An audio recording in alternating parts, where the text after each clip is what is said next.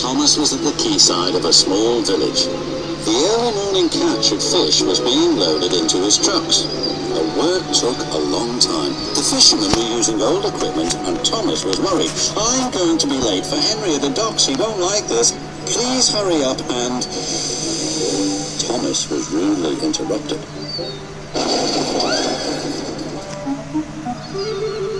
His driver and fireman laughed. "Phew," sniffed Thomas. "What a pond!" He was glad when they were speeding along the beautiful coastal run. As they approached the lighthouse, they saw a man waving a red flag. "What's the matter now?" "High tides are damaging the track," reported the man. "I've marked the spot." "We'll go and inspect," said the driver.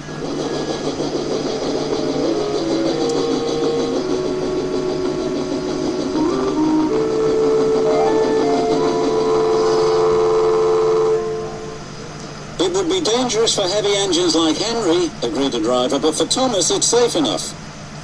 The guard left a red oil lamp by the damaged track to warn engines. "When we get to the docks, I'll tell them to close the line."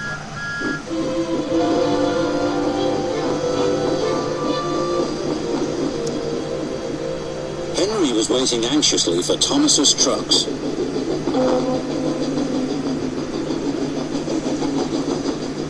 "Ah, you're late, and that smell is making me ill." "I can't help it, it's the fish," replied Thomas. "And there's danger on the rails, that's why we're late."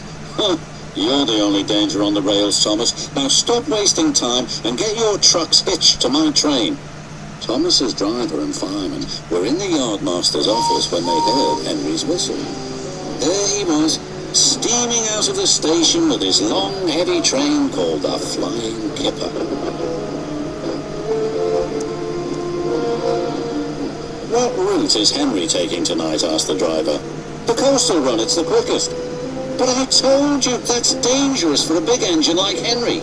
The yardmaster quickly phoned the signalman. Henry roared past the signal box. "I'll soon make up for lost time."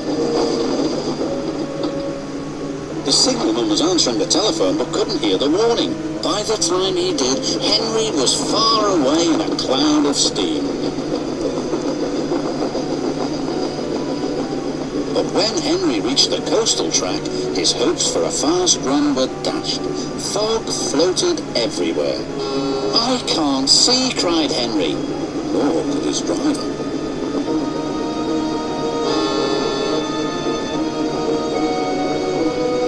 When he could, it was too late.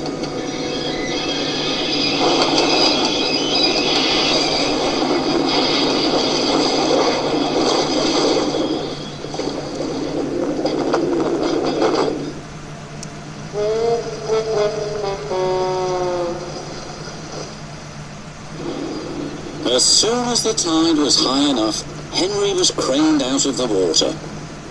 "Engines don't swim, Henry. You were meant to deliver fish, not swim with them," said the fat controller. "You should know that by now." "Yes, sir. I'm sorry, sir."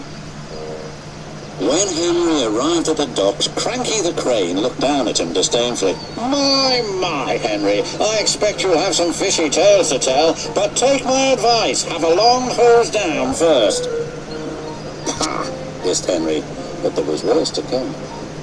"Look," said a child, "they've caught all this fish and a green whale too. It's not a whale, it's a monster." Henry was most upset. Thomas now felt sorry for Henry. "Come on, your driver says it's time for a nice hot washdown. Then you'll feel much better." And Henry did. "I'm sorry I was rude to you, Thomas." "Oh, that's all right. But can you smell something?" "What?" asked Henry nervously. "Fresh air." "Oh, yes," replied Henry.